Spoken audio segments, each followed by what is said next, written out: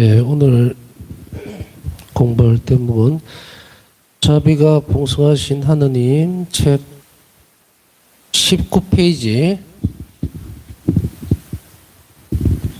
예, 이제 단락이 바뀌어서 세상 창조에서 하느님의 자비를 살펴봅니다. 앞에 이제는 자비가 풍성하신 하느님의 서문이죠. 서문. 왜 하느님은 자비가 풍성하신가? 약간 제목을 이렇게 뒤집어 보면 그런 거예요. 자비가 풍성하신 하느님인데 하느님에게 있어서는 왜 자비가 풍요로운가? 풍성하신 하느님이니까. 그러면은 이 자비라고 하는 측면들을 얘기할 때 뭐라고 그랬습니까? 자비는 하느님께서 인간에게 부어지는 거라 그랬죠. 인간에게 발산된다 그럴까요? 인간에게 드러내 줄 때, 하느님께서 주실 때, 그때 자비이기 때문에 하느님과 인간의 관계예요. 그래서 삼일체신 하느님 안에서는 그런 부분들을 얘기를 안 다루지를 않는다 그랬죠. 사랑으로 완전한 한 분이기 때문에 그런 것이 없고, 하느님께서 인간에게 이렇게 손을 내미시는 것, 돌보시는 거예요. 쉽게 얘기하면 자비라고 하는 것은 돌보심이에요. 그 돌보심이라는 것이 우리가 생각하고 있듯이 우리 생각의 범주 안에서의 돌보심이라고 생각을 하면 안 됩니다. 그것은 뭐 말로 표현할 수 없을 정도, 가장 적합한 표현 중에 하나라면은 뭐라 그럴 수가 있느냐 하면, 아주 유사한 것으로 치면 엄마가 아이를 잉태했을 때 그때는 완전하게 돌보죠. 그죠? 엄마가, 산모가 자신에게 하는 모든 것들이 아이에게 그대로 가는 거예요. 그렇기 때문에 자신을 이제 건사하고 또 이렇게 건강하게 하고 영양분을 적절하게 잘 섭취를 하고 하는 이런 모든 일들이 뭡니까? 바로 아이를 돌보기 위한 거죠. 그래서 이게 이제 이런 부분들에서만 가장 유사한 점을 찾을 수가 있지, 그 이외의 부분에 있어서는 우리 인간 생활 안에서는 참 찾기가 힘듭니다. 그 예를 든다고 하는 것이. 완전히 일치되어 있는 부분들이 없잖아요. 그러니까 이게 유사하게 조금 표현을 하자면, 이렇게 어머니가 아이를, 이제 잉태한 아이를 돌보듯이 뭐 이렇게 떨어질 수 없이 그렇게 돌보는 걸 이제 자비라고 하는 거예요. 그런 것들을 24시간 한시도 쉬지 않고 뭐 단 1초도 소홀히 하지 않고 계속 인간을 돌보시는 것, 바로 그걸 하느님의 자비라고 얘기하는 거예요. 그래서 이렇게 살펴보면요, 우리가 숨을 쉬는 것, 이거 하나님 자비입니다. 숨을 쉬는 것, 이거 하나님 자비예요. 하나님께서 돌봐주시지 않으면 우리 삶이 끝나요. 우리가 들숨날숨이라고 그러잖아요.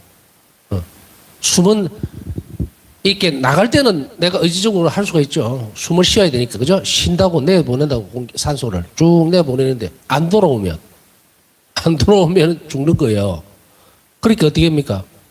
내가 숨을 쉬고 싶다고 해서 내 마음대로 들어올 수 있는 게 아니에요. 이런 것들이 자연스러운 부분이고 우리에게 너무 익숙해져 있고 거의 감각적으로 못 느낍니다. 아주 공기가 탁한 곳에 들어갔을 때나, 또 여러분들이 요즘 이제 우리 팬데믹이 아직까지 안 끝났잖아요. 코로나가. 그러다 보니까 이제 또 겨울철이가 일하게 되면 우리가 이런 경험들을 하게 되죠. 그냥 이렇게, 저도 마스크 지금 안 하고 있잖아요. 사람이 아무도 없으니까. 이때 이렇게 있다가 마스크 그 얇은 거를 천으로 되어 있는 그 부분이 아니라 하더라도 면으로 됐든 천으로 됐든 하여간 재질을 떠나서 우리가 일상적으로 뭐 KF94 마스크라고 이제 예를 들어서 한다면, 그걸 지금 딱 만일에 딱 착용을 하잖아요. 숨을 쉬기가 힘들어요. 답답하죠. 그거 하나 차이로. 그랬을 때에 딱 마스크를 쓰고 있다가 딱 벗으면 어떻습니까?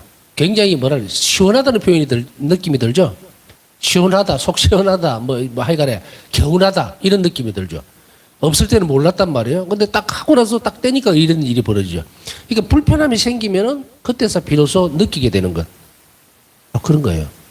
그러나 우리가 평상시에 이렇게 자연스럽게 하느님의 완전한 자비 안에서 이렇게 돌보심 안에 살고 있지만, 인간이 본성적으로 이제 원죄 이후에라고 칩시다. 원죄 이후부터 다룬다 하더라도 원죄 짓기 이전부터는 하느님이 창조 때부터 너무도 인간을 사랑하셨고 어마어마한 죄를 지었음에도 불구하고 자신의 창조하신 하느님을 배신한데도 불구하고 계속해서 하느님은 자비로운 손길을 거두지 않으셨죠.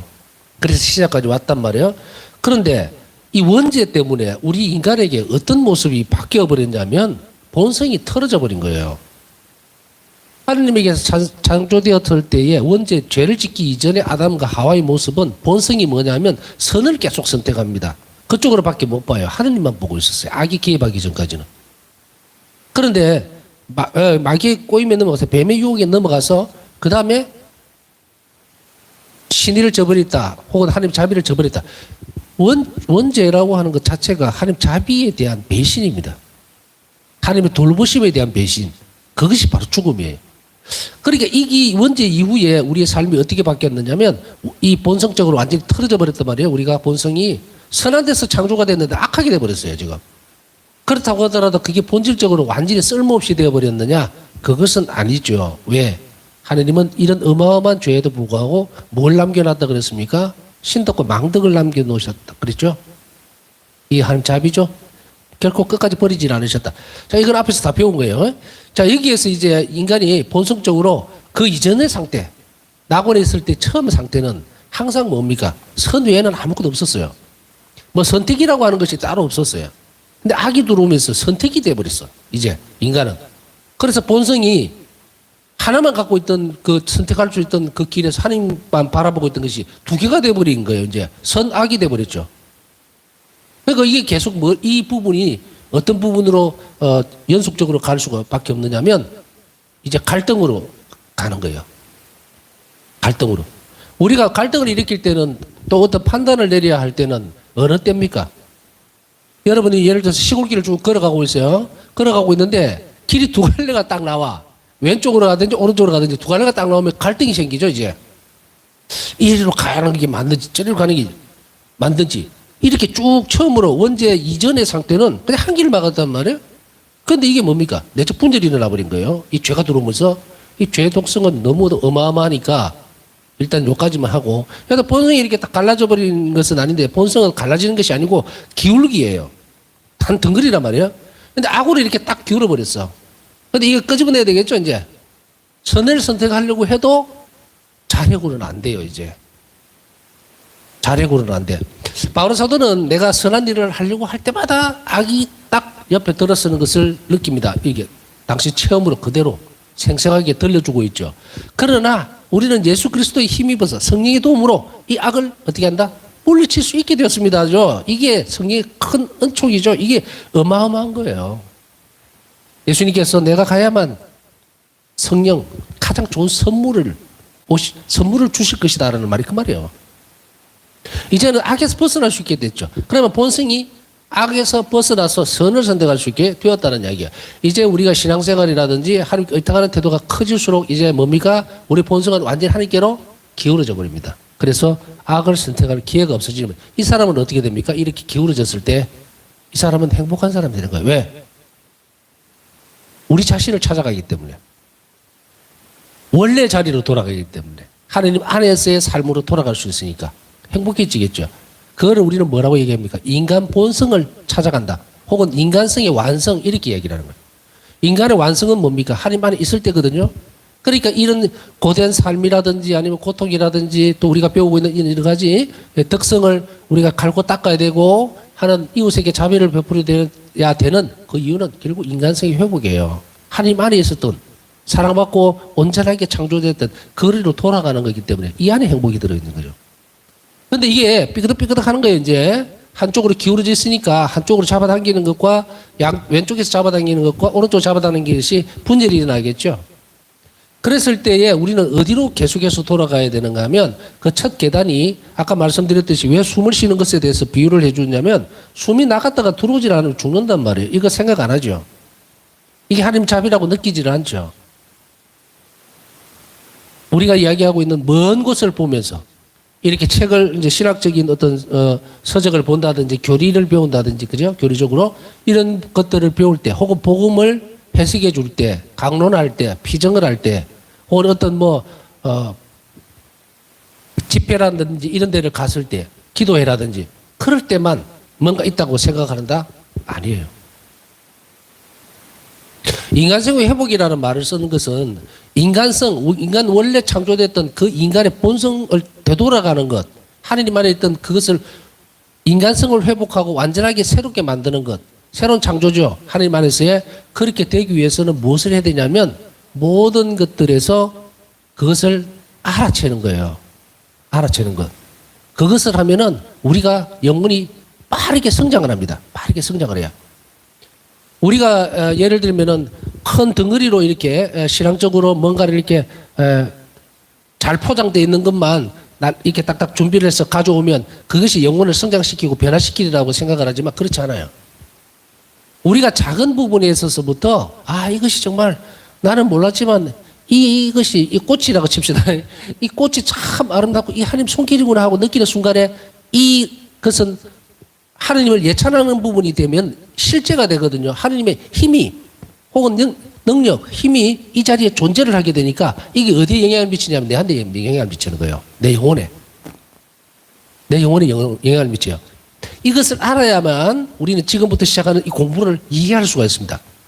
왜 세상 창조에 대한 하나님 자비를 굳이 내가 배우지도 않았던 거 이걸 굳이 배울 필요 뭐 있나 더 좋은 거 좀 가르쳐 주지 라고 하지만 천만에요.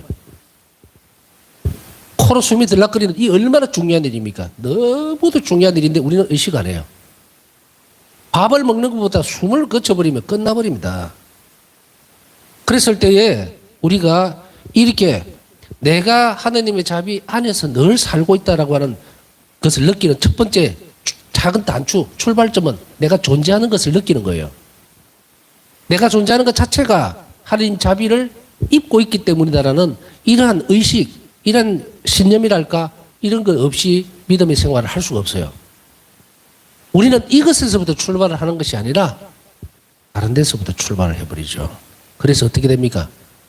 막 뻘구덩이 같이 막 이렇게 벌어져 있는 수도시 막 지저분하게 널려져 있는 일상적인 삶의 어떤 그 단편들, 그것 십자가라기보다는 막 고통스럽고 힘들고 어려운 상황들, 물질적으로 없고 또 건강도 안 좋고 이런 여러 가지 조건들이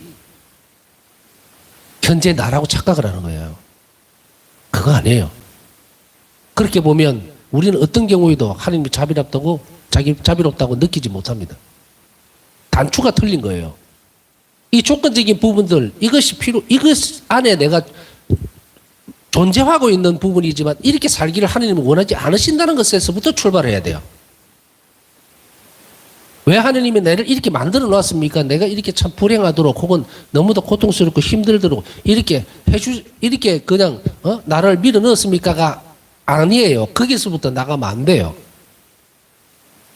하나님 자비를 입고 체험하고 그리고 새롭게 하기 위해서는 존재해 있는 내 자신에서부터 출발을 해야 돼요. 지금 여기서부터. 조건들 보지 말라 그랬죠. 이거 보면 죽을 때까지 이 신앙의 진리, 계시된 하나님의 자비, 이거 못 느끼다 죽습니다. 이렇게 죽는 영혼이 얼마나 많은지 몰라요. 조건 주어지는 것도 내 주머니에 지금 돈이 없으니까 불행하고 그러니까 나는 하나님 자비롭지 못하다고 그 조건 때문에 내가 느끼고 있다면 이걸 버리고 시작을 해야 된다는 얘기예요. 그래서 창조부터 시작한다 이 말이에요. 창조에서부터 우리가 얼마나 아름답고 하나님 자비가 깊이 개입되어 있는지 그러면 이 조건 안에서 내가 창조되었다면 지금 현재 불행하다고 생각하는 내가 지금 있단 말이에요. 근데 창조에서 보니까 나는 아름답게 창조되었어요. 하나님 자비는 완전했어. 나는 왜 이럴까? 그러면은 여기에서 뭐가 있죠. 그죠? 그러면 이 내가 지금 잘못되어 있다는 거예요. 내 상태가 살아가면서 잘못 규정되어져 있다. 그러면은 내 삶을 어디로 해야 됩니까? 옮겨가야죠. 이쪽으로 움직여야 돼요. 그래서 우리가 이쪽을 보면서 뒤에 있는 거 예수님 십자가 안 보이네라고 할 수는 없잖아. 털었어야 되거든요, 이렇게. 근데 이런 말들을 자꾸 회심이다, 뭐다 이렇게 얘기하니까 너무 복잡하고 어디서부터 시작해야 될지 모르겠고 이렇단 말이죠. 그러니까 이제는 하나님 자비가 선포되어 있는 지점부터 살펴봐야 돼요. 하나하나. 그렇게 하기 위해서 우리는 오늘 창조에서의 하나님의 자비를 볼 거예요. 그 다음에 인간 창조에서의 하나님 자비. 천사들을 창조하신 것에서 하나님 자비. 이런 식으로 하나하나 나를 위해서 마련해 놓은 그 부분들을 내가 알고 내가 창조된 모습들을 인정할 때 그때 우리는 하나님을 자비롭다라고 고백할 수도 있고 내 삶을 바꾸어 놓을 수도 있어요. 그렇지 않으면은 안 됩니다. 마치 우리가 자꾸 신앙적인 부분에 있어서 너무 본질적인 부분들 외에 정말로 다른 부분들을 먼저 선택하지 말라고 얘기를 합니다. 그렇기 때문에 이제 오늘 살펴보는 이 대목들 세상 창조에서의 하나님 자비는 이 창조를 왜 하셨는가? 왜 하셨는가? 그러면은 이제 본질적으로 뒤에 부분에 보면 세상을 먼저 창조하시고 난 뒤에 사람을 창조하셨단 말이에요. 순서로 보면 그러면 이 세상 창조라는 건 뭡니까? 누구를 위해서 했어요? 하나님 당신을 위해서 했나? 아니에요. 창조는 자연적이라 그랬죠. 하나님 자비에서 발출된 거예요. 우리가 불을 켜면 당연히 빛이 이렇게 환하게 들어오듯이 사랑의 완전성에서 나온 게 자비예요. 그래서 세상이 창조가 됐는데 그 창조된 것 중에서 세상을 먼저 창조하고 나신 뒤에 그 다음에 우리를 닮은 인간을 만들자. 자, 하나님 자비는 이제 더 큰 자비로 옮겨갑니다. 사람 창조하면서. 그럼 이 세상은 뭡니까? 인간을 중심으로 살도록 만들어졌죠. 그래서 이걸 창세기에서 나중에 또 살펴볼 수 있으면은 살펴보겠지만 창세기에서 보면은 뭐라 그럽니까? 세상을 창조하시고 난 뒤에 그 돌보는 것을 사람에게 맡기죠. 사람에게. 그리고 사람을 도와주도록, 그러니까 사람을 중심으로 해서 세상을 창조하신 거예요. 그래서 순서가 세상을 먼저 만들고 거기에 인간을 창조하신 거예요. 뭐 쉽게 얘기하면은 우리가 이 집을 지을 때도 그렇잖아요. 내가 살 집을 짓는데 내가 집 안에 들어가 집을 지을 수는 없잖아. 집을 다 짓고 난 뒤에 그 다음에 들어가는 거지. 여기에서도 순서가 있지만 이런 창조적인 순서를 살펴보더라도 하나님이 얼마나 섬세하고 또 그리고 아주 그냥 말할 수 없이 온화한 분, 뭐 그런 식으로도 볼 수 있어요. 얼마나 인간을 중심으로 해서 이 세상을 창조하신 그 하나님이신가. 이런 광대한 하나님, 사람을 중시하고 너무도 모든 것을 다 주시려고 하는 그 하나님을 이제 계속 귀에서 익혀야 됩니다. 세상 창조에서부터 인간 창조에서부터 교회를 창조하신 교회 안에서의 하나님의 자비, 이걸 자꾸 내가 듣고 그리고 묵상해야만 어디로 들어갑니까? 인간 본질적인 하나님 안에 창조되는 인간 본연의 모습으로 바뀌는 거예요. 새 창조입니다. 바뀌어요. 그래서 내가 귀로 듣고 눈으로 보고 하는 이 모든 일들이 또 혹은 말하는 이런 하나님 자비가 전부 어디로 흡수가 되냐면 우리 영혼 안으로 들어와 버려요. 그래서 이런 일들을 묵상을 하고 이 계단을 잘 밟아가는 영혼은 외적으로는 표가 안 납니다. 그러나 그 영혼은 어떻게 됩니까? 풍요로워져 있어요. 이미. 하나님께 굉장히 가까이 갈 수 있는 조건이 만들어져 있어요. 그렇지 못한 영혼들은 척박해져 있습니다. 항상 뭐 세상 일에 부대끼면서 이렇게 살아가는. 그래서 이런 부분들을 자꾸 창조에 대해서 하나님은 창조를 하셨을 때에 이 꽃을 하나 창조했을 때 얼마나 내가 보기에 아름답도록 나를 위해서 만들어 놓으셨는가 감사드리고 기뻐하고 이런 것이 전부 어디로 들으냐면 하나님께 영광을 드리는 부분들이 거기에. 그러면 빛이 쫙 비춰버리죠. 그러면 내 영혼이 살이 쪄요. 살이 찐다고. 내 영혼이 원래 본질적인 하나님, 나를 창조하신 그분께로 향하게 됩니다. 그 순간순간들이 전부 다 그래요. 그래서 자주자주 하나님 자비를 예찬하는 그 영혼은 계속 우리 영혼이 하나님께로 향하도록 방향 지어집니다. 그러면 그 영혼은 어떻게 됩니까? 영혼뿐 아니고 영혼이 하나님께 방향을 지어지면 본성이 선으로 기울어집니다. 당겨져요. 이게 순서예요. 그렇지 못하면은 꺾어집니다. 그래서 우리가 창조에서부터 드러나는 하나님 자비를 살펴보면서 차근차근 우리의 외견을 혹은 내연적인 부분들을 넓혀갈 겁니다. 저희 하느님 당신께서는 어지시고 진실하시며 분노에 더디시고 만물을 자비로 통솔하십니다. 지혜서 15장 1절. 만물을 자비로 통솔하신다. 하느님은 정의로도 책벌을 하시고 자비로도 다스리시고 하는 게 아니라 본질적으로는 하느님은 뭡니까? 자비로만 세상을 다스립니다. 만물을. 그러면 구약 성경에서 이렇게 쭉 보면 이스라엘 역사에서 보면 어떤 부분이 있습니까? 인간이 잘못했을 때만 벌이 주어지는데요. 인간이 잘못했을 때 벌을 주는 거지만 그것만 보면 안 돼요. 그러면은 정의로만 처벌하는 정의로만 드러나죠. 그러나 정의도 하느님의 자비 안에서 나오는 거예요. 사랑 안에서 나온단 말이에요. 이 정의도 죽이고 싶어 덤비겠습니까? 정의가 아닙니다. 살리기 위해서거든요. 그렇기 때문에 이 안에서 중요한 요소들이 뭐가 드러납니까? 회개하고 돌아섰을 때 잘못했습니다. 자비를 베풀어 달라고 하면 즉시로 하나님은 정의를 거두어 가버리죠. 그렇기 때문에 이제 바오사성 일기에서도 드러나듯이 나는 정의를 요구하는 사람에게만 정의를 그대로 정의 심판을 한다고 이야기하는 거예요. 정의 징벌은 바로 그래요. 근데 우리가 자비를 계속 선택한다면 하나님은 자비로만 남아있어요. 그러니까 우리가 구약의 전체적인 이 흐름을 볼 때 하나님은 통솔하는 하나님이시요. 돌봐주시는 하나님이죠. 그러나 정의로 심판하는 하나님이 아닙니다. 이스라엘 백성들이 잘못했을 때만 잘못했다고 하는 것은 하나님의 정의를 불러일으키는 거예요. 요구를 한다는 말이죠. 그렇기 때문에 우리 일상적인 삶에 있어서도 우리 자신의 개인적인 삶이 절대로 하나님의 정의를 요구하도록 그렇게 해서는 안 돼요. 늘 하나님의 자비가 나에게 올 수 있도록 하려면 이 부분들을 익숙하게 잘 우리가 연습을 하고 실천하도록 하면 늘 우리는 뭡니까? 정의보다 하나님 자비를 원하게 됩니다. 그랬을 때에 하나님은 나를 충분하게 돌봐주실 수 있다는 이야기죠. 우리가 살고 있는 이 세상은 하나님께서 창조하셨습니다. 이 말이 단순한 것 같지만 굉장히 중요한 부분이라고 말씀을 드렸습니다. 하나님께서 세상을 창조하셨다. 이 말은 근거 없고 원인이 없는 것이 아니에요. 이 창조의 근본은 바로 어디다? 하나님이시다. 그래서 그냥 우연히 있는 것은 아무것도 없다. 항상 원인은 하나님에게서 나온 거예요. 이 부분들이 창조에 대한 거는. 그래서 이 부분 하나님 손길 없이 이루어지는 것은 이 세상에서 단 하나도 없습니다. 이것을 바오사성 일기에서는 보면 뭐래요? 하나님 허락 없이는 어떤 일도 일어나지 않는다. 어떤 일도. 그렇지 여기 이제 우리의 믿음이 있고 그리고 이따가는 태도가 주어질 수 있죠. 이것을 가지고 계속해서 우리가 연습해 나가야 된다는 거 말씀드렸습니다. 그분이 바로 세상의 창조주이시며 주님이시다. 그분이 별들과 이 땅, 식물과 동물을 만드셨다. 그분이 우주를 창조하셨고 계속 존재할 수 있도록 하신다. 존재할 수 있도록 하시는 거예요. 있는 것이 그대로 그냥 자연스럽게 돌아가는 것이 아니라 존재하도록 허락하신다는 이야기예요. 그럼 이 세상을 없애는 것도 마지막 종말이라는 것도 주님께서 존재하도록 허락하지 않으시는 순간에 없어져 버립니다. 없어져 버려요.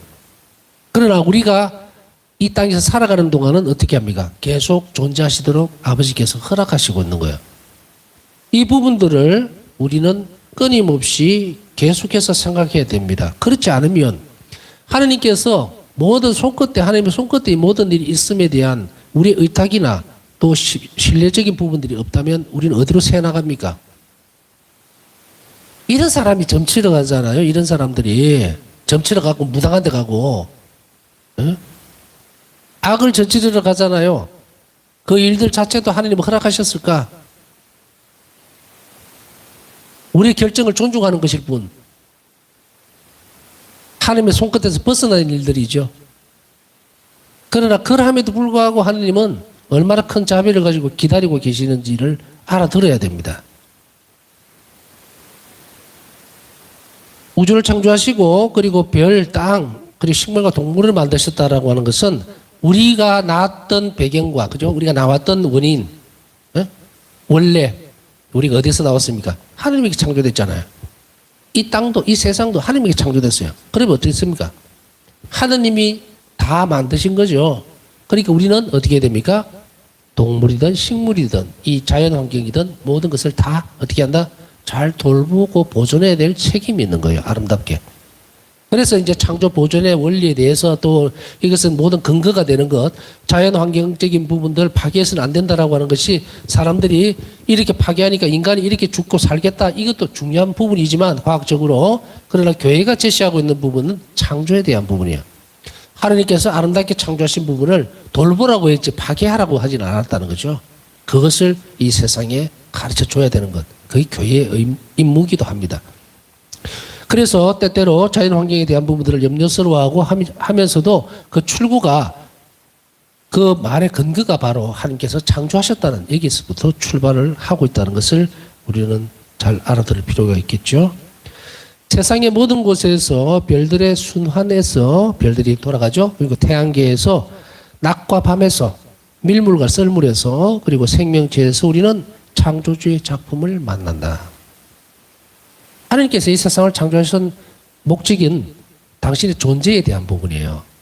그래서 우리가 하나님이 있느냐 없느냐 그거는 정말 어리석은 질문일 수밖에 없고, 왜냐하면은 사람은 거기에 대한 답을 해야 돼요. 그러면은 무신론자들이 있죠.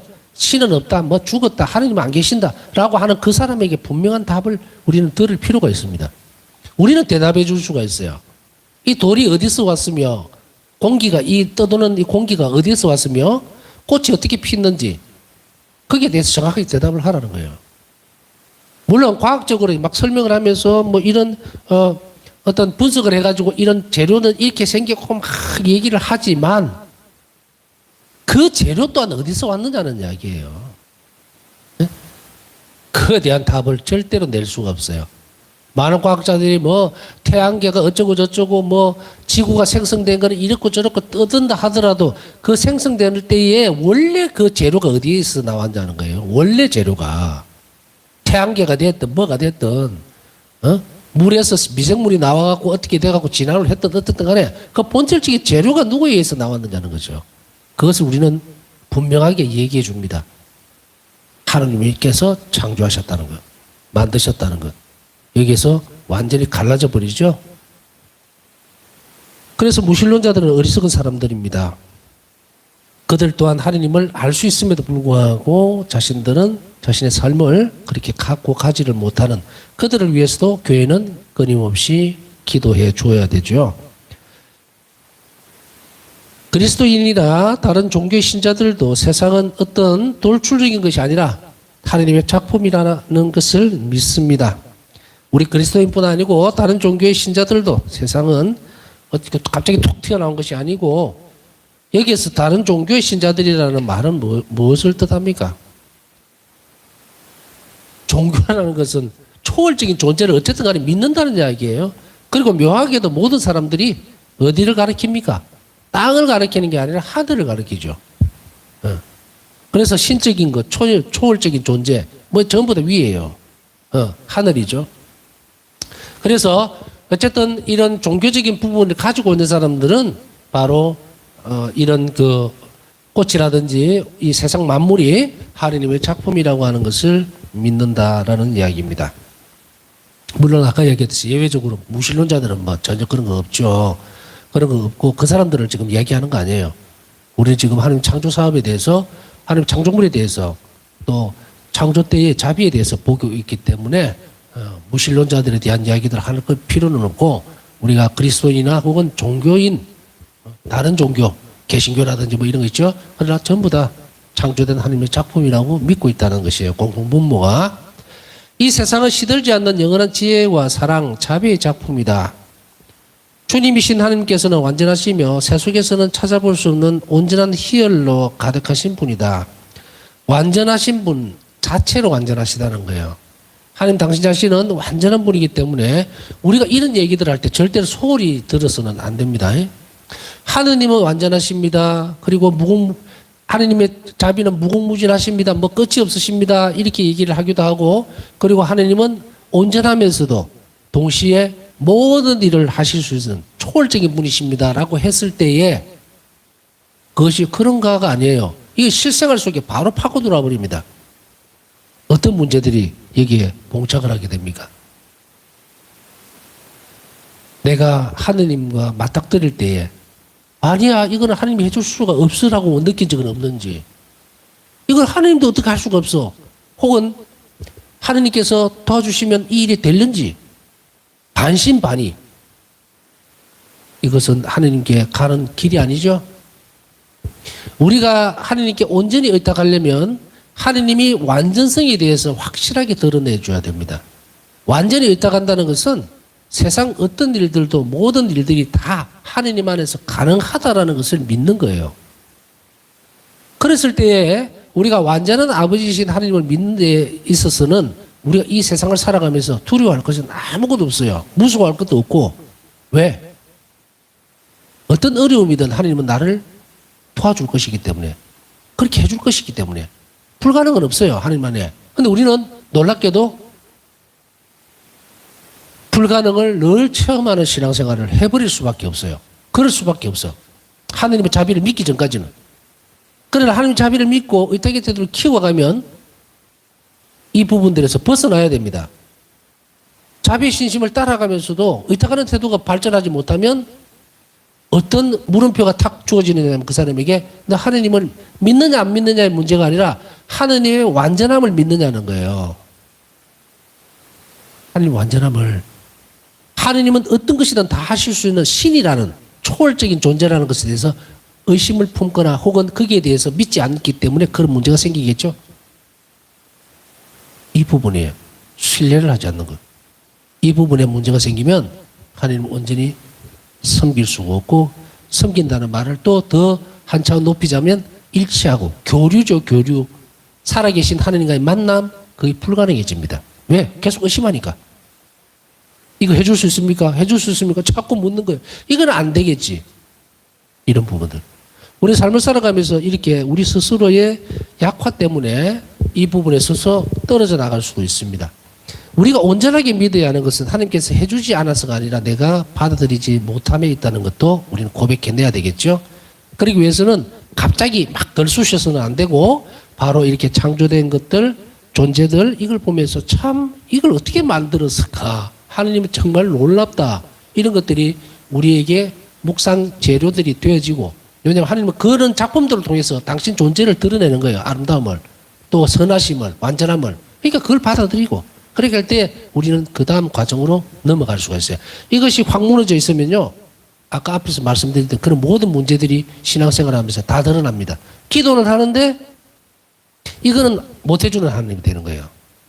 에이, 하나님도 어쩔 수가 없어. 이런 정말 망발을 하게 되는 거예요. 망발을. 그것이 바로 이런 것들이 무너져 버리면 이제 그런 문제들로 넘어가게 됩니다. 작은 부분들을 우리가 소홀히 하지 않으면서도 이런 부분들에 대해서 나는 하느님의 완전성을 믿는 것인가, 나를 이렇게 창조하신 하느님이시라면 내가 원하는 것, 내가 삶을 살아가면서 또 하느님이 완전한 자비로움이라면 나를 어떻게 합니까? 어떤 경우에도 다 해줄 수 있는 분이야. 어떤 문제든. 그런 하느님을 우리는 알아가야 되고 모시고 살아야 됩니다. 그러기 위해서는 제가 100번 얘기를 한들 무슨 소용이 있겠어요? 여러분이 받아들여야지. 그래야만 주님 저는 믿음이 부족합니다. 더 해주셔서라도 이것을 꼭 이루어 주십시오라고 할 때, 왜? 하느님은 완전한 분이시고 그리고 절대적인 분이고 전능하신 분이기 때문입니다 라고 하면 그 문제는 해결이 되겠죠. 하느님의 전지전능에 대해서 의심을 하면 기도가 안 됩니다. 긴가민가 해버리니까. 그러나 이것을 갑자기 점프해서 해놓을 수는 없겠죠.